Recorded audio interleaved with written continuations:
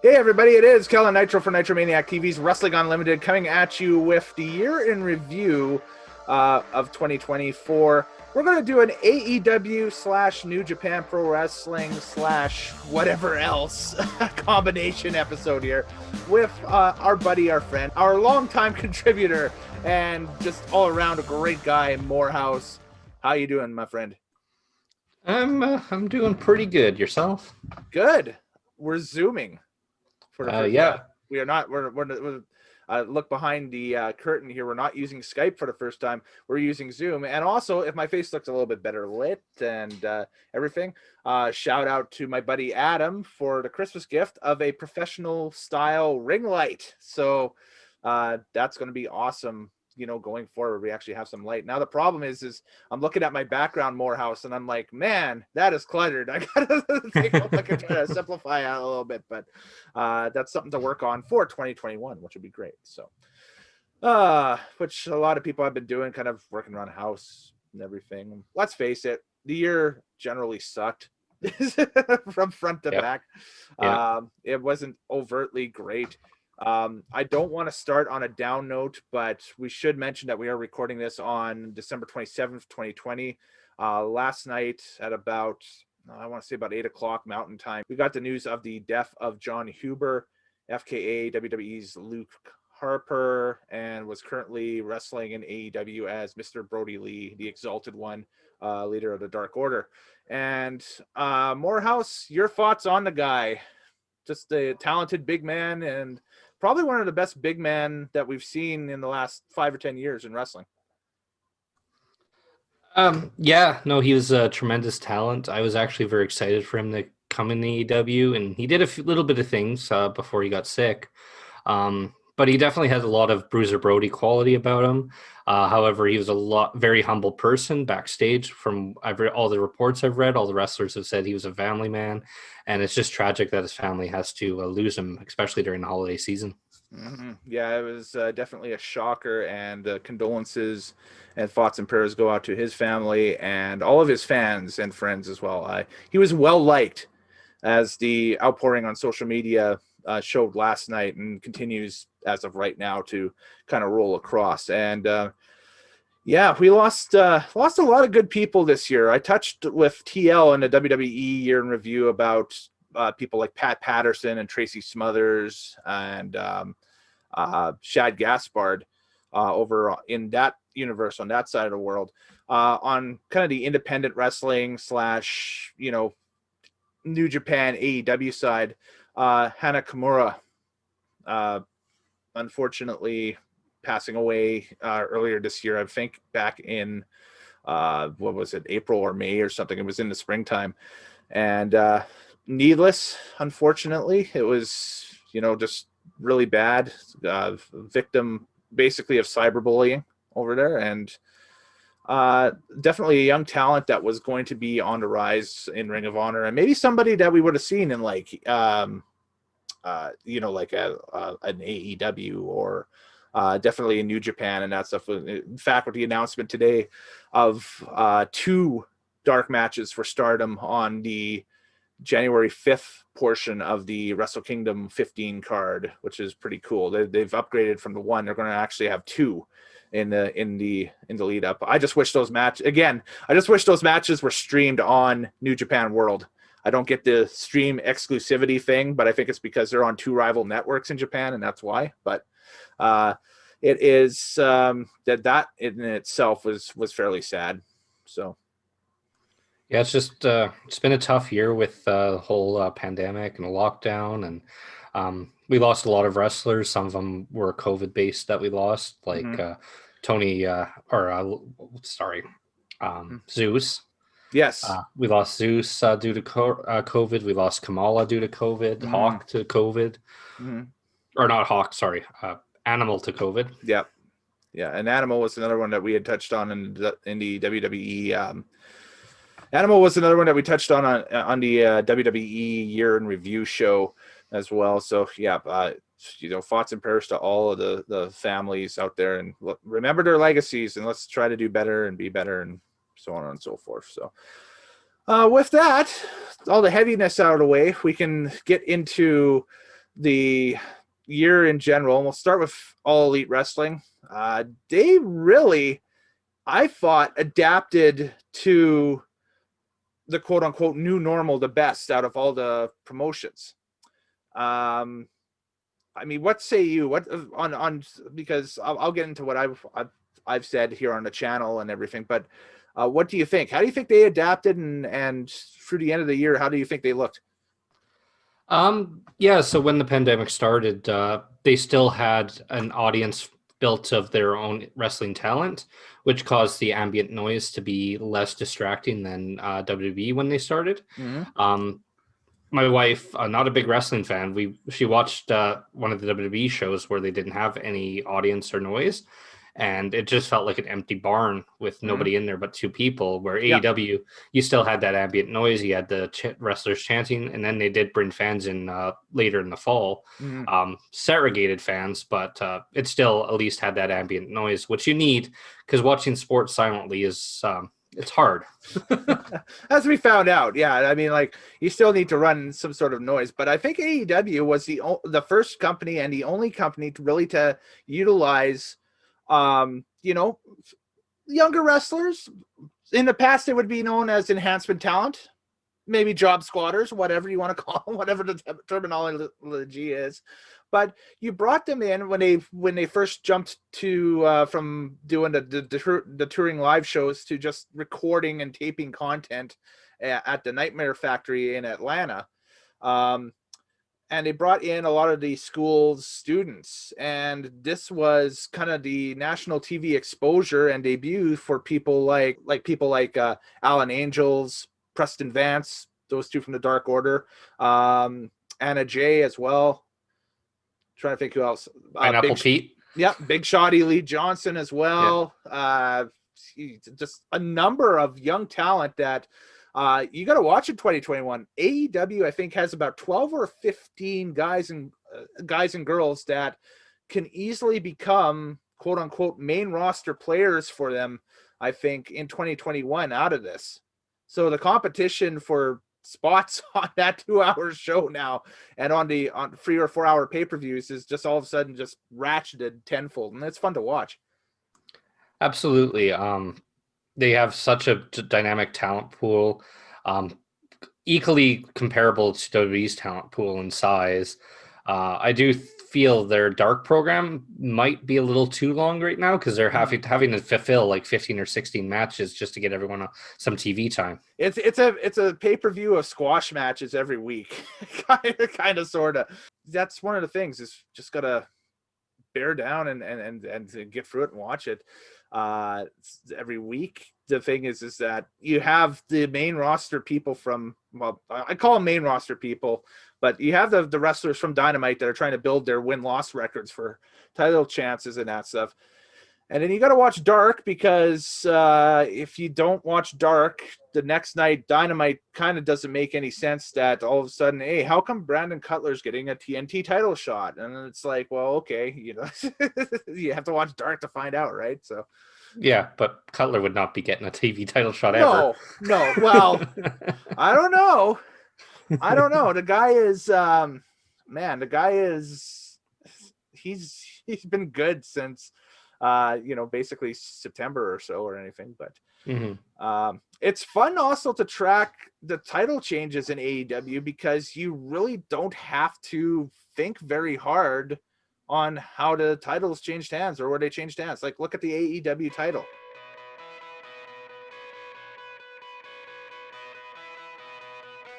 Chris Jericho came into the year as AEW World Champion. They go into Revolution. He loses it to Jon Moxley. Moxley holds the title for, majority of the year, like from February on to effectively just at the beginning of December here. He was the guy. And then Kenny Omega and Don Callis shocked the world, and now Kenny Omega is the AEW World Champion. So they've only had 3 title changes with their big title all year. Yeah, they don't trade any of their titles frequently. Their TV champ has been 3 guys. Yep. Cody and Brody Lee, and Cody again, and then Darby Allin. Yeah. their women's champion has just been, three people as well. Tag team, I think also like only four teams. So they don't Yeah, really trade titles that much. which is great. That helps, and that makes the belts feel important. I find is that if you have a champion that's built a bit of a winning streak in matches and that stuff, like let's face it, when Jericho lost the title to Moxley, Jericho was on a winning streak. And you looked at his record and that stuff, the overall record when they flashed it up on his entrance at the pay-per-view back in February, it felt like he had a legit thing or had a legit record, I should say.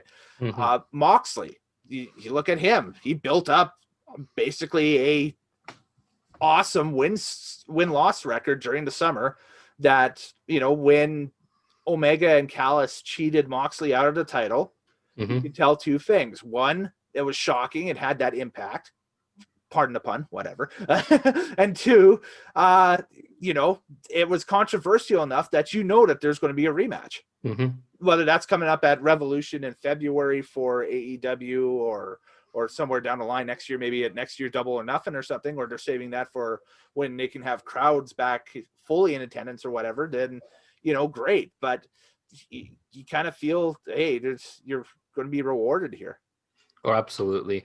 Um, Even with Kenny Omega right now, he's traveling the other companies and just fighting their top champions. Mhm. One thing I hope that happens in 2021 is that AEW and New Japan can finally solidify a relationship and maybe bring Okada in to be the guy who defeats Omega. Ooh. Yeah, and that is the one feather missing out of both New Japan and AEW's hat, would be to bring that rematch to American soil, have it on American television Mm-hmm. or American pay-per-view, and have it as basically a North American pay-per-view main event. Mm-hmm. I know that was the goal with the Ring of Honor New Japan G1 Supercard. That was initially where that was supposed to happen, but of course, uh, circumstances dictated, and that never happened. So, Mm-hmm. not saying Okada and Jay White was any less of a bad main event or so, but it definitely wasn't Omega and Okada. So, Mm-hmm. in that way, that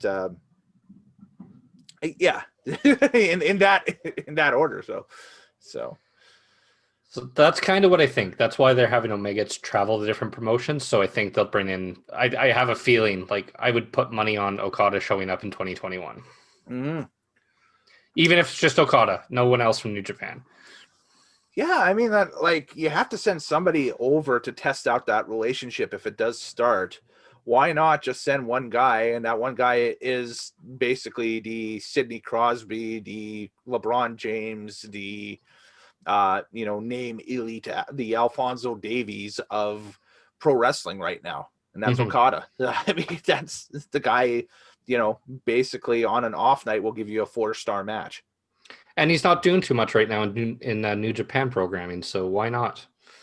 I think they're just shifting gears quickly to New Japan. I think with him, I think they're building up to something. I think they have something on the go with Okada. That's because they did this once before, if you remember, and it ended up with Okada basically chasing Jay White for the title and winning it at Madison Square Garden a couple of years ago, where just Mm-hmm. Okada was kind of outside and kind of bored basically with what was going on. So And this year, I think he's just fighting Osprey for the leader of Chaos. yes, yeah, we have the whole new faction that Osprey has, and Okada's got his own faction, so Mm-hmm. which is kind of cool. So we talked about the potential relationship between AEW and New Japan Pro Wrestling. That'll be something to watch for in 2021. Let's talk about something that was a nuclear bomb that was dropped right at the beginning of the month in December. Impact Wrestling working with AEW, a talent exchange agreement. Say what? What is happening, man? It's trying to, I mean, Impact, I think, is just below AEW, but it's definitely raising the profile of Impact Wrestling, which is good for both sides. We're going to get some great matches. I think, aren't we getting Kenny Omega and the Good Brothers taking on Rich Swann and his two guys? Yeah, so this is already signed. It'll be Impact Wrestling Hard to Kill. I believe that is on January 16th or something like that. It's in the middle of the month of January next month, and it will be a 6-man tag main event. On one side, the reunification of Kenny Omega, the AEW World Heavyweight Champion, and the Good Brothers, Doc Gallows and Carl Anderson, and they'll take on Impact Wrestling World Heavyweight Champion Rich Swann and the Motor City Machine Guns. So Alex Shelley and Chris Sabin. Yeah, that is a hyped main event, dude. That's already going to kick 2021 off with a bang. That's going to be a lid lifter for sure. Yeah, you're getting a high profile 6-man tag or 6-man tag.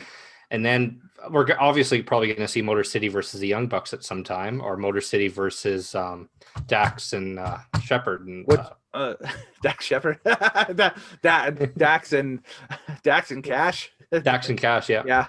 FTR, yeah. So FTR versus the Motor City Machine Guns, that's a dream match. FTR versus the Young Bucks and Motor City is definitely a real barn burner of a dream match as well. Or what if you get John Moxley and Sami Callihan? There we go. I mean, that's a match that both guys regretted not having in WWE because they weren't allowed to have that. So, I mean, that's something that they were looking at doing, and that would be a lot of fun as well. I mean, and by doing what they've done, they've bolstered the women's division on both shows. So you have Sheeta travel in and defend the AEW World Women's title on Impact against, like a Deonna Purrazzo or a Kimberly Grace. Or Jordan Grace, a Rosemary, someone like that. Or one of those 4 or 5, including Taya Valkyrie as well, could travel to AEW and challenge Sheeta. Or don't forget, the NWA is still working with a talent agreement with AEW, so you can see Serena Deeb work between both positions. Yeah, Thunder Rosa. Yeah. I mean, like at the beginning of the year, the knock against AEW was their women's division was weak. I think they got an embarrassment of riches now. I would say they have a working relationship with MWA, a working relationship with Impact Wrestling. There's rumors of them trying to shore up something with MLW. They already have a working relationship with AAA. I mean, that's all you need. That's it right there. That's going to be the catalyst for some change in the industry. I think you'll see WWE probably more willing to work with independent promotions now and that stuff, because that's the trend that everything is going. Are you saying we're going back to a territorial system? I'm saying that we're not going back to a territorial system. I'm saying that we're going back to perhaps loose allegiances more than anything else. I think that it'll be very similar to December of '88, except year round. Every major pay-per-view will be a Super Clash. We'll put it that way.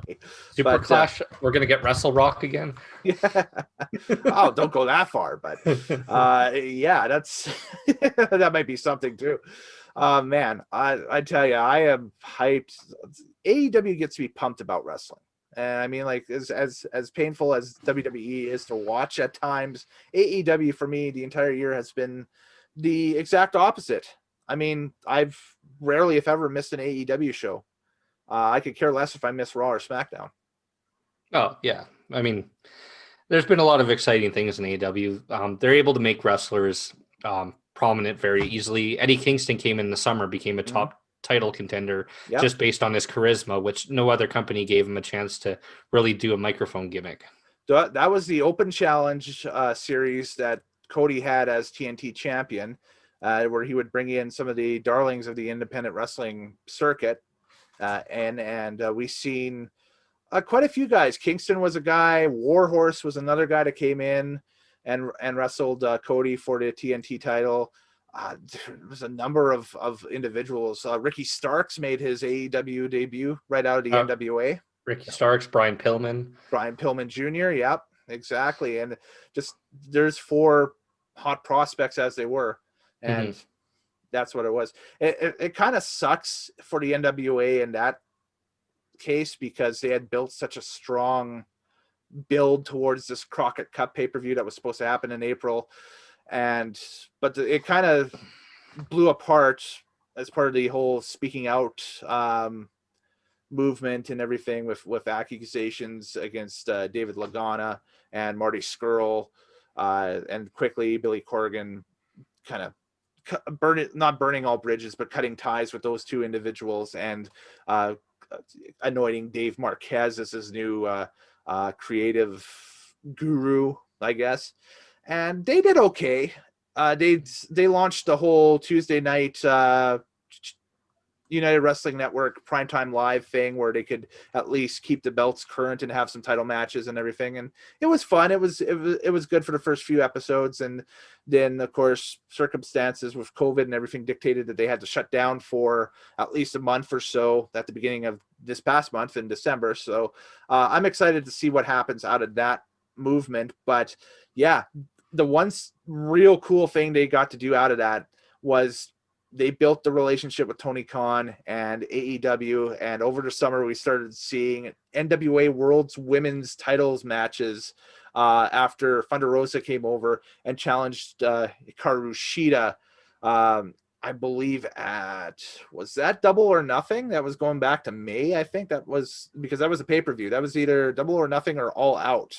So that happens at All Out, and it basically opens the proverbial door, and we start seeing Allison Kay come in for a couple of shots with AEW. Serena Deeb comes in and beats Thunder Rosa for the NWA World Women's title, and we think, okay, that's just a one shot, and Deeb's leaving the company. But no, she's defending the title. I think in 1 week she defended the title on United Wrestling Network's Primetime Live, and then the next night defended it. It was taped, but defended it on AEW Dynamite, and then went down and defended it in an independent show on that Saturday, and then was back on Tuesday on Dark with the belt. Like, I mean, like that was just, that was like October or so or something like that. And she had like a 2-week run where she was not on AEW TV. She was all over the place on AEW TV and everything. So doesn't that sound like classic NWA champion? Yeah, it does. It sounds where like they an used to old travel school NWA champion. Where they traveled territory to territory and did like 4 or 5 shows a weekend. It's amazing to see with that type of stuff. And I mean, like, the tag team division in AEW is great. You know, the FTR makes their debut earlier in the year, and they give us the dream match at All Out that we've wanted to see for the past couple of years or so, the Young Bucks versus FTR. Now that match was built up to the moon, so anything that they would have done would have equaled under delivery anyway, but they did it, and kudos to those guys for doing so. It was great.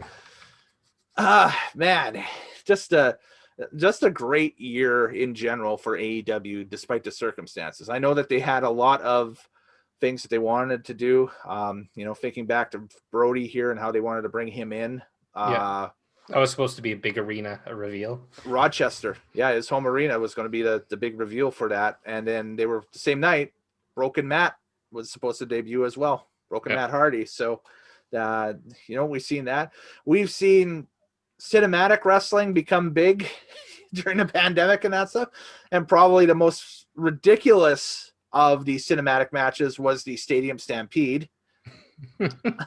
That was the main event of Double or Nothing, the Inner Circle versus the Elite, basically. That was a wild encounter, if you can call it that.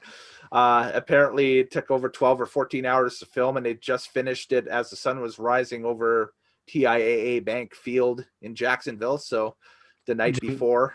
Jim Cornette's still digging himself out of that hole so he can, survive. Yeah, old school wrestling fans really didn't have a lot to cheer for this year. They're just grumpy old curmudgeons. Yeah. It was a fun match. There was a lot of goofy stuff, but, some of AEW sometimes does upset me. Like, for instance, the MJF Jericho tap dancing. Yes. Segment. Les Dinner Debonair. I hated that segment. I absolutely hated it. Yeah. But some people like it. But yeah, for me, it's like, okay, you're building these two guys of having a big feud eventually, and we're just gonna have a little tap dance show for no reason with dancing girls, and Yeah, it's the one exactly. time where I'm like, okay, maybe Jim Cornette's right. Well, yeah, that's another thing too. Uh, yeah, I'm not gonna knock it because it was an entertaining segment, and ultimately AEW's in a ratings war with NXT every week, so they have to come up with something. Even though they say they're not at war, they're at war, so they have to come up with entertaining and different television every week. So um, Jericho is an ideas guy. He's always has been an ideas guy, always will be an ideas guy. So, let it fly, and it did. It was something. It got people talking, so I guess if that's what they're going for, it worked. For sure. How do you feel about Jericho's character right now? 2020, I think this year was kind of a I'll be honest with you, this past year has been kind of a, a real downer for him. I think just due to the fact that he I think wants to do more, and the fans expect more out of him, but he's in his 50s, so of course the natural thing is, you start slowing down. And he's been at a high level for a number of years. Uh, Absolutely. he made it to the 30-year anniversary. That was pretty cool.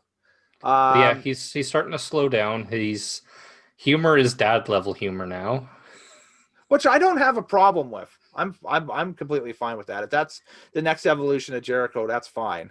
And then he's um also spewing some political values all the time too now. That is an issue. That I think will be more of the real.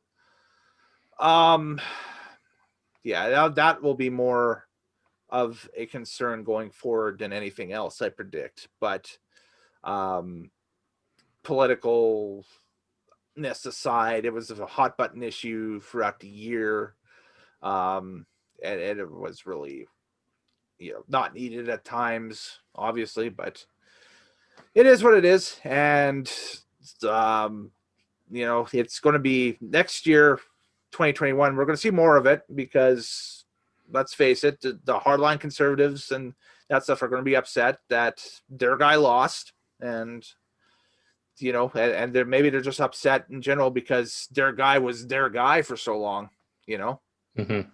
right? So just that's it. But uh,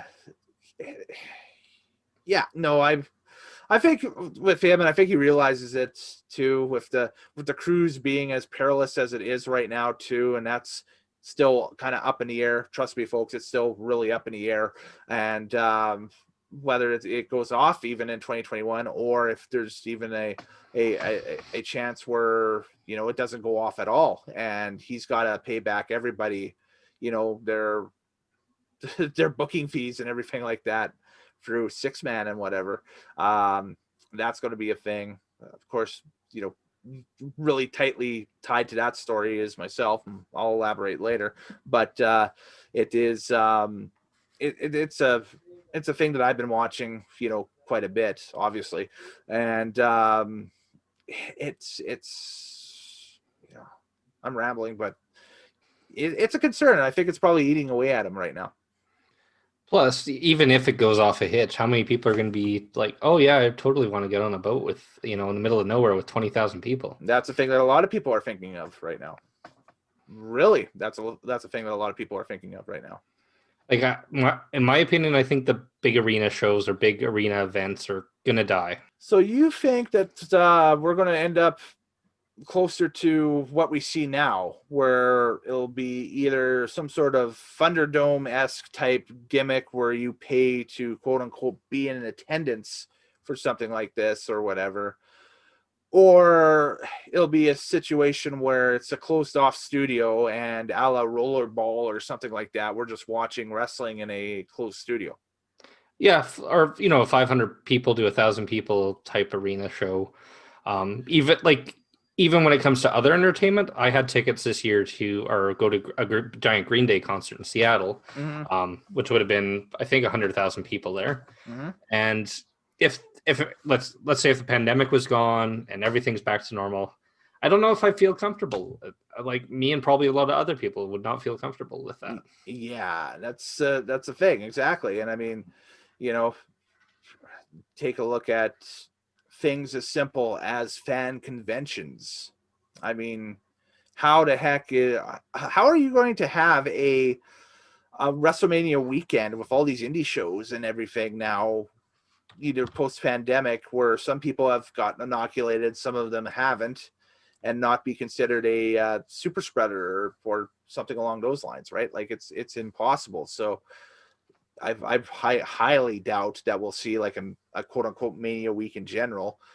I know that when they ran the rescheduled collective show over, it was Canadian Thanksgiving, but it was early part of October this year. There were a few positive cases that came from that, and that wasn't even, shows that had maybe 600 to 800 fans Mm-hmm. in a well ventilated, basically 4-H rodeo barn in Indianapolis is where they Mm-hmm. had this. So it had outdoor air circulating through it, and you name it. But it was just something that was very, not great. So The new normal is going to change the way that we value and enjoy entertainment, and mhm.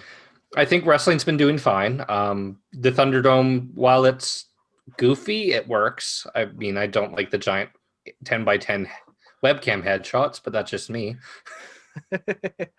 Well, TL and I talked briefly about that situation on the WWE Year in Review show, and about the instances where people were abusing it earlier on and that stuff, where you had the situation where you had one guy logged into like 8 or 10 different panels. And And at I one think you point had during at one point during SmackDown, they were all alongside each other. That's and the you had funny like end of it. you had KKK guys, you had Yeah, people putting pictures of Benoit or Kenny Omega or yeah. whatnot. And there was people protesting Black Lives Matter and Fire Velveteen Dream because of the speaking out stuff, and so on and so forth. And yeah, there's going to be, I think now they've got a better handle on that in particular. AEW has just been letting people in. They're looking at, as we record this week's Dynamite, they're looking at potentially rolling out 900 people in to that amphitheater. I think that amphitheater shits about 5,000. So That's in Florida. it's in Florida. Yeah, it's Yep. outdoors. But they've had people since All Out almost in Yeah. there, like actual fans Yeah. way back from the ring, but they've been there. Like you can And they tell. and they have to wear masks for the most part. I know I've seen some clips like, well, we'll bring up Sting shortly, I think. So Why don't we bring it up right now? That's one of the big things. yeah. one of the huge things of 2020. This was a shocker to me. I had no knowledge, and this was not leading anywhere with me. But during the month of November, Sting's merchandise started slowly disappearing from WWEshop.com. And then in the final week of November, Sting's section on the WWE network became harder to find off of searches, and his Legends profile was quietly removed from the WWE website. So we all knew that at that point that something big was going on, whether there was a falling out with WWE or something along the lines. We did not expect what we seen at Winter is Coming, which was one of the big network specials that AEW put out this year, and Sting showing up in AEW. That was one of the cooler moments of AEW. That's how you debut a superstar. When Sting came into WWE, it was cool, and then he immediately got squashed by Triple H and friends. Mm-hmm. With AEW, they're treating him like he's a legend, an icon, and yeah, he's not going to job to just Cody and Kenny just to make him happy. No, that's another thing too, is that he's here for a purpose, whether that purpose is a mentorship with Darby Allin, perhaps maybe one last match with Cody, something like that along those lines. there's a report going out that Sting wants more cinematic style matches, and that Tony Khan said, hey, in 2021 we'll give you all the cinematic style matches you want. So maybe that's a thing that we'll see in 2021 going forward. I don't know. That'd be fun, because the thing about Sting is he likes the business. He loves the business. Like, he can't be away from the business. And maybe that's why it never worked out with the WWE, is because they always wanted to, tell him what to do creatively, where with the other companies, WCW, TNA, Impact, AEW, he's allowed that more creative freedom. Yeah, exactly. And the thing is that hypothetically, let's say it's a mentor student thing with Darby, and it builds to something next year at All Out or whatever, where it's a graveyard match between Darby and Sting, but it's a cinematic thing, then that's it's the direction that I didn't think that we were going to pivot to this year, but man, did both big companies pivot to it big time. When you say graveyard match, I'm getting very nasty visuals of Vampiro versus Sting again, so let's avoid that. Well, hey, that was a old school WCW in canon thing, so I mean, But I am excited, like Sting versus Matt Hardy at the Hardy compound, where Sting keeps transforming into like Surfer Sting again. Oh, that'd be cool. Mm-hmm. That'd be awesome. Yeah. Matt throws him into the lake in reincarnation, and we start seeing Sting younger and younger and younger. Yeah, we get Surfer Sting, Sergeant Pepper Sting. Ends with UWF Blade Runner Sting. It's like, whoa, okay. Joker Sting and Joker Sting. Yeah. There'll be the situation where he's eventually just Steve at that one point, and he's just like, hey, I'm Steve. I'm Steve Borden. Nice to meet everyone. I'm just Steve. Yeah. It's Steve. Yeah. And I mean, that's another cool thing about AEW throughout this year too, is that the older talent that works there look like they are having a blast working there. Like you listen to Arn Anderson's podcast every week. It's amazing. He's having a great time over there. Tony Schiavone's podcast every week has been just off the wall insanity. He's got two of them now. With the second one with the company AEW Unrestricted podcast with Aubrey Edwards, but his own WHW Monday podcast has been great to listen to this year. There's a guy who's had a career resurgence this year, is Tony Schiavone. Yes, absolutely. You knew that was going to happen, especially when he was announced back in October 2019 as the basically the Dynamite third man on the commentary booth. But he's become the first. Now he's the first man. Yeah. Him and Jericho during the early part of the pandemic, I don't think everybody expected that commentary team to work like it did, but it worked amazing for Dynamite. It was fun to see that. Yeah, Tony's been just knocking it out of the park. He's enjoying his job again. Listening to the different commentaries on AEW, you can tell that I think they're going to lean more on Tony and less on Jim going forward.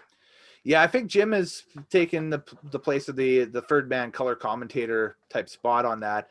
Excalibur is the moves guy. Mm-hmm. Tony's the Number one guy. Yeah. The storyline guy, and JR is there to throw in the color commentary now at this point, that's fine. That's the dynamic they got. So yeah, because when Jim was the lead on AEW, he definitely showed his lack of knowledge or interest in the product. Now, we were talking about AEW Dark earlier. The commentary team they've got for that is fun, and it kind of rotates in and out this year. The two constants, of course, have been Excalibur and Taz with that. Yeah. It's been a lot of fun watching that happen.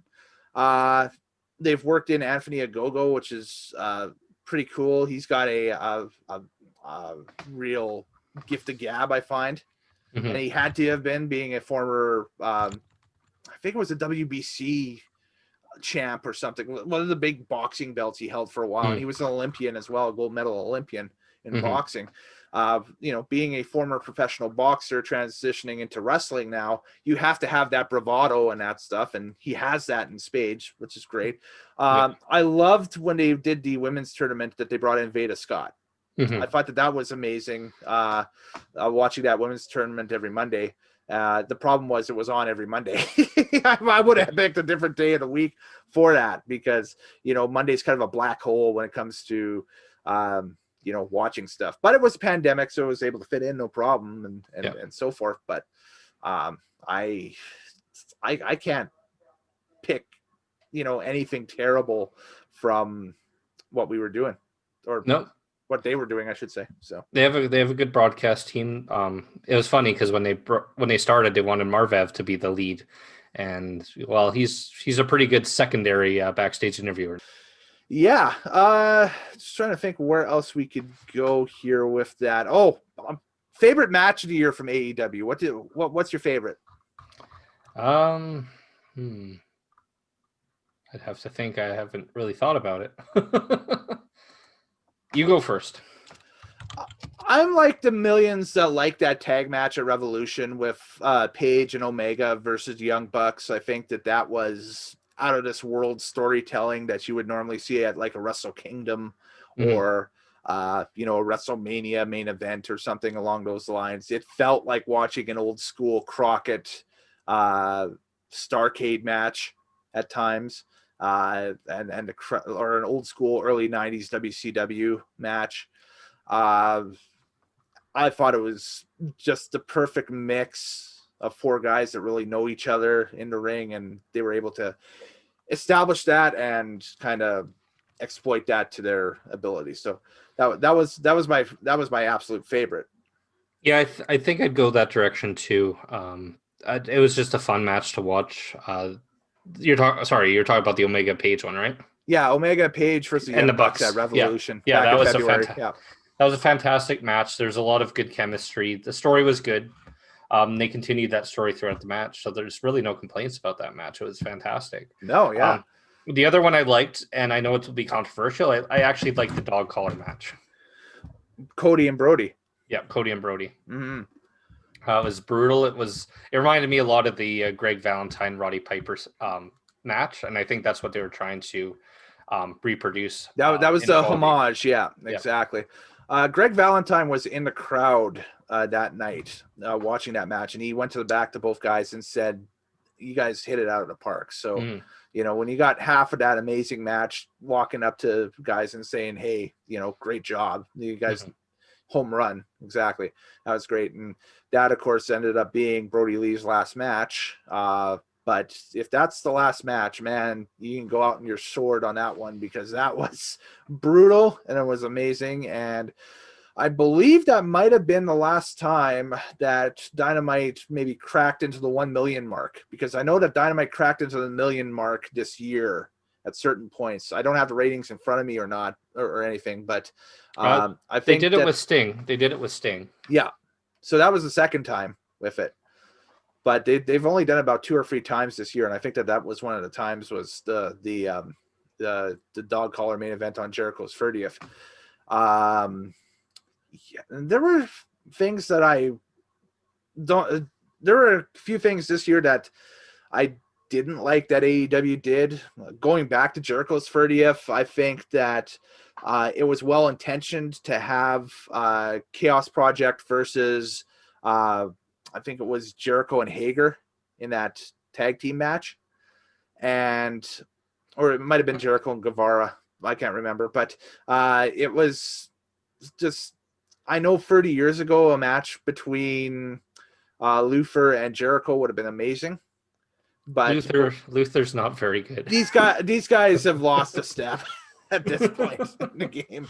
Uh, Great guys that can still get it done in the ring, which is awesome, but it's not as good as watching old school Winnipeg television from 92 or 93 or anything like that, or even earlier than that, the stuff from 1990 or 91 with these guys, which Mhm. they were flying around the ring and whatever and that stuff. So but that's it'll go down as one of the worst matches of the year, but I think unfairly so because of what was given to them and everything.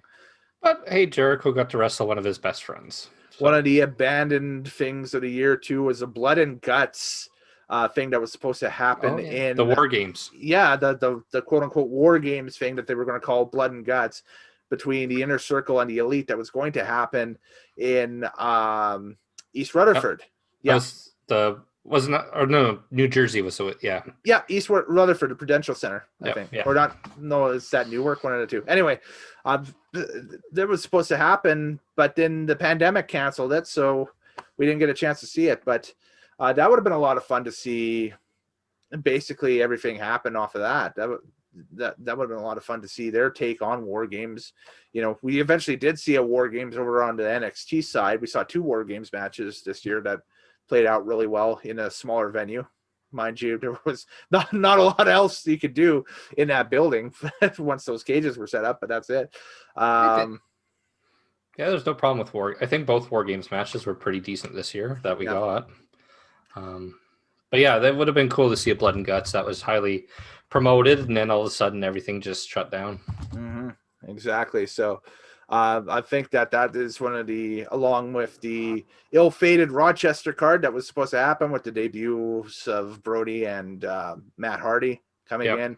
I think that was probably the 2, dang it, what if type things that would have happened this year from AEW. And other than that, other than those 2, they basically got everything that they wanted this year and then some. Yeah. It's been a very good year for AEW. Even in ratings wise, they've surpassed, I think they beat Monday Night Raw even one night this year. With the demo, yeah. Yeah. Yeah, 18-49 demo. Yeah, they have that now. So that's going to be very interesting to watch going forward. So yeah, and then the USA Network's pretty upset with Raw right now, and we'll see what happens there. Exactly. So Turner again taking it to WWE. Go figure, right? So, oh, that's wild stuff. But shifting gears, I think we could put a bow on AEW's year and put that out there. And let's talk New Japan. They had a very interesting year because they had their first 2-night Tokyo Dome around situations where it was Liger's retirement, so a lot of legends showed up, which was pretty cool. We had the first Mox Archer Texas Death Match, which was out of control. We had, again, the ascension of Okada. That's once again into a power spot for the championship, I believe. Or was that Naito that walked out? God, that's so long ago now. So the big stories with New Japan this year is Los Ingobernables had the falling out with Evil. Yes, yeah. So Evil turned and started to take over Bullet Club, and then Jay White came back and said Evil had a run with the IWGP title this year. He was a world champion. Yes. A lot of people kind of glance over that. The dude had a 2 or 3 month run during the summer with the title. Yep, he was both that and the Intercontinental Champion. Yep, the double champ, yep. Which I think is a thing right now for New Japan. I'll admit I've kind of backed out of watching it a little bit since they've come back. But in preparation, of course, coming up with Wrestle Kingdom 15 here in a few days or so on January 4th, once again, a 2-night thing. It's like very interesting booking this year, I find, from them. They're teasing a civil war in Bullet Club. Yep, because they have, Evil says he's the leader, and then White says he's a leader. So, and then I think also Tom is also saying he's a leader. Yeah, exactly. Well, he would be one of the longest term members, right? So, so you have that going on that side. You have what we previously mentioned with Chaos, where we've got basically a battle for Chaos between Okada and Ospreay. And Ospreay's got his own faction now. Yeah. And that's basically a Gaijin faction of just invaders from North America and some of the others.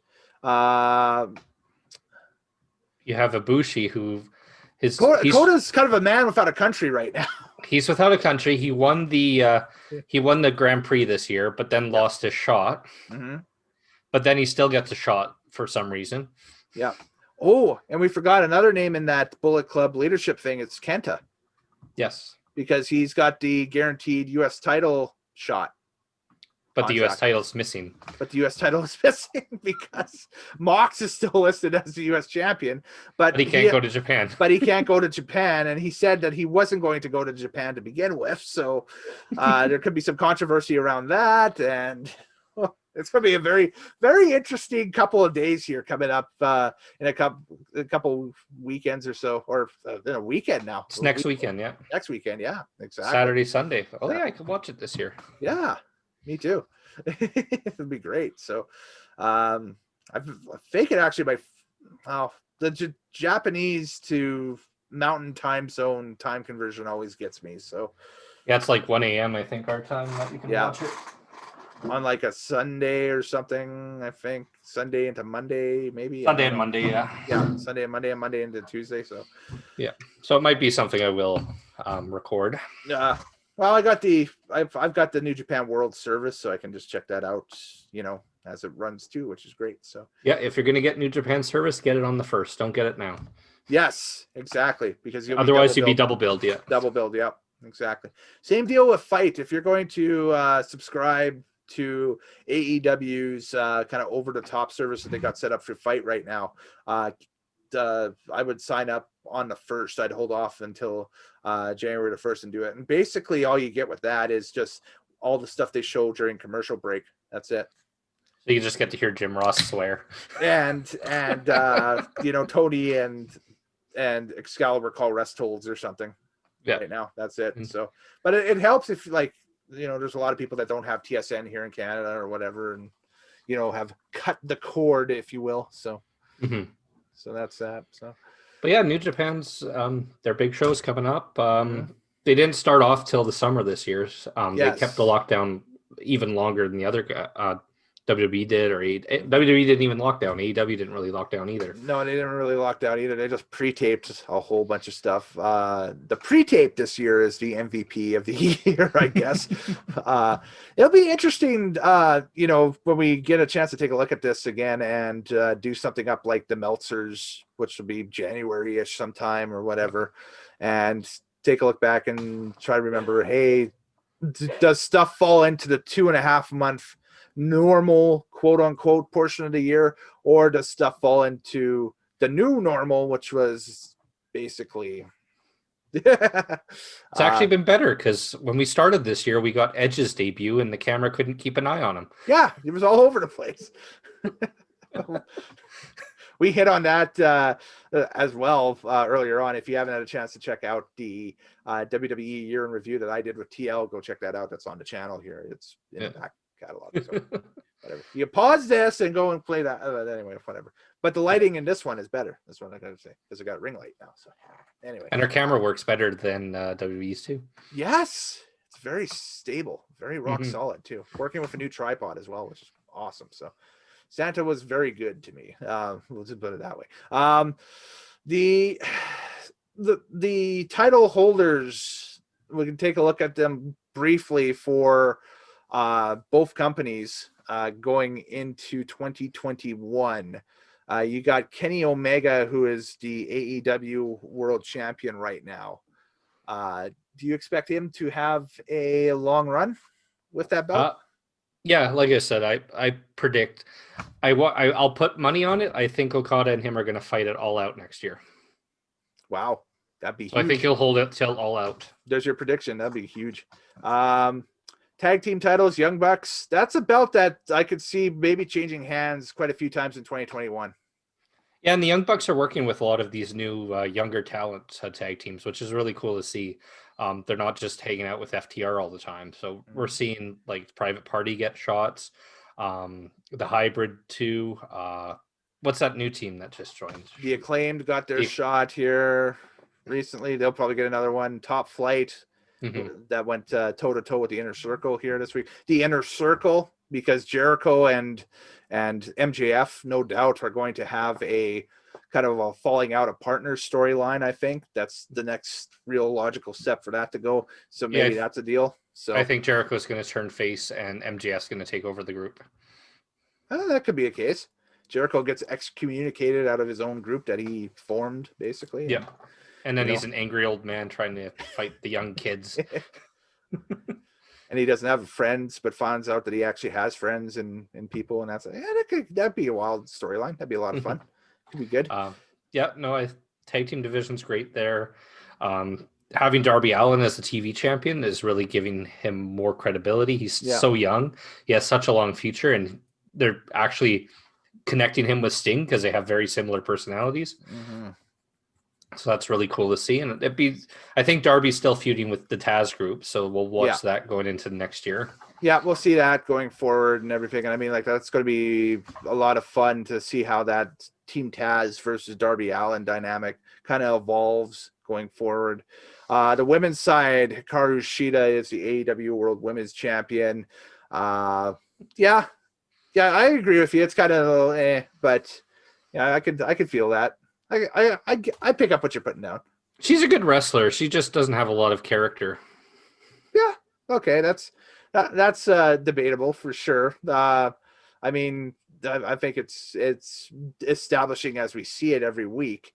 She's on the show, but they're definitely focused more on Britt Baker's storylines or the NWA storyline than they are their actual champion.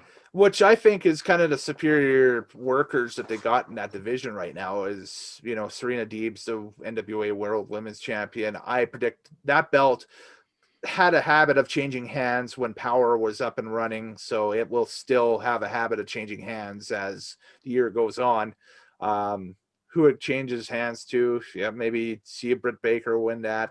Well, hey, the door is open now. It could be an Impact knockout that walks out with it, right? Maybe somebody like a Madison Rain walks out with it, or like Tennille Dashwood comes and gets it. Tennille Dashwood, a Kimberly or a Deonna Purrazzo, like I said, so on and so forth. Like, I mean, this is, that belt is so open-ended that the challengers for that belt just all of a sudden exponentially went over the past month or so.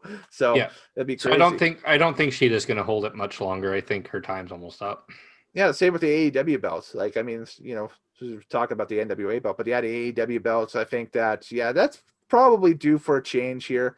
I don't think Abaddon is the one that they move it to, but I think that this might be the one that kind of softens up Sheeta for a change back to Nyla Rose or something like that for kind of an interim time until transitional champions. Yeah, maybe. Who knows? I don't know. Right. Prediction time. So that's what we're kind of looking at right there. So, and I have to pull up the New Japan list because I'm just gotta see you exactly now. New Japan current champions, who they got. Hold on, what? Because this could change in about a week or so. So I'm not even sure how I want to even do this. So looking at it right now, the lineup of champions for New Japan at the end of the year looks as such. Of course, you have the dual champion, Tetsuya Naito. He's had both belts since August 29th, 2020. He's going to lose both belts, I think, probably Wrestle Kingdom. Yep. John Moxley is the IWGP US Heavyweight Champion. He's probably going to lose that. Missing in action. Yeah. Vacant's going to win his title again in 2021. Amazing. Vacant is still running wild. Yeah. Your never openweight champion is Shingo Takagi. He's got Jeff Cobb at Wrestle Kingdom for that, right? And so that's going to that'll be a fun match. But I think Cobb walks out with that belt. There we go. Yeah. So IWGP Tag Team Championship is Tai Chi and Zack Sabre Jr. And they've got the GOD at Wrestle Kingdom. And GOD will probably take it. Yes. IWGP Junior Heavyweight Champion is Taiji Ishimori. And there's a kind of a mini tournament around that too. So I wouldn't be surprised if that belt changes hands. The one thing about Wrestle Kingdom is titles change hands. Yeah, quite a bit. And then, of course, your IWGP Junior Heavyweight Tag Team Champions is Suzuki Gun, which is Despy and Kanemaru. Your never openweight six-man champions are the Chaos threesome of Ishii, Yoshihashi, and Goto. Mm-hmm. And the King of Pro Wrestling 2020, the mighty Toru Yano, who defeated Bad Luck Fale in a body slam or no corner pads match to become the official King of Pro Wrestling 2020 champion. I'm not sure if you've seen this thing yet, Moorhouse, but I had a chance here just recently just to sit back and watch it. It might be the comedy match of the year. Oh no, really? It had me in stitches. It was pretty funny. Yano's a very funny guy.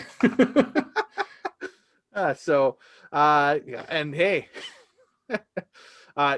the rocket push for Yanu begins as the King of Pro Wrestling. So we have at Wrestle Kingdom, the Super Junior winner versus J Cup winner. Yep. The winner gets the title shot. So Takahashi versus Phantasmo. Right. And then the next night the winner of that match next night gets the title shot, right? Because that's a January 5th thing. Yeah. Okay. Yeah. So I'm guessing Takahashi's going to walk out with the title. Yeah. Oh, hey, there we go. We got, what else we got? Ibushi and Naito for the titles. So I think Ibushi finally gets him. Yeah, for one night. And then one night. And then the winner of that gets Jay White on night 2, I believe, right?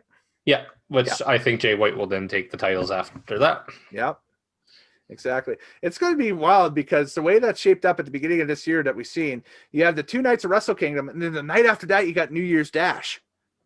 Which is just basically setting up all the storylines for the rest of the month.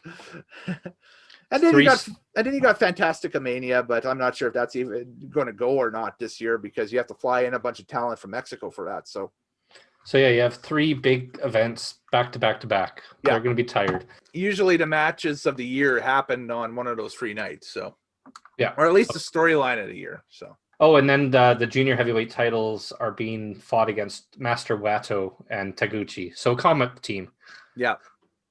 And Tanahashi's on the card as well. He's got the Great Okan. Mm-hmm. Not the Great Tony Khan, but the Great Okan. You got Evil versus Sonata, tag team partners feud. Mm-hmm. Man. New Japan's going to come out of this year, 2020, actually looking pretty good. So kudos to them for, nose to the grindstoning it and getting it done. So, yeah, exactly. Anyways, that's basically all I wanted to hit on this 2020 year in review. We got a whole bunch more content coming your way here on the channel into 2021. So everybody stay safe. Have a happy new year. And we'll talk to you guys again in 2021. Moorhouse. Oh, where can they follow you if they want to follow you? I'm a man of mystery. I have no social media right now. Oh, to come in 2021. Maybe. Or maybe you can write him at his P.O. box. I don't know. Yeah, send me your letter. I tell you what, if you want to reach Moorhouse, throw your comments down below and we'll ensure that they get over to him ASAP. So the best way to comment any of us actually is to comment on any of the videos that you see here on the channel. But for myself, for Moorhouse, for everybody, let's kick 2020 to the curb. Finally, everybody, we'll get into 2021 and hopefully things start brightening up a little bit. All right, take care. This has been Nitromaniac TV's Wrestling Unlimited kind of year in review as we take a brief look at New Japan and a even longer look at AEW for 2020. Happy wrestling watching, folks. All right. That's it. That's all I got. A little bit of the bubbly. Oh, the bubbly. Nice. Love it.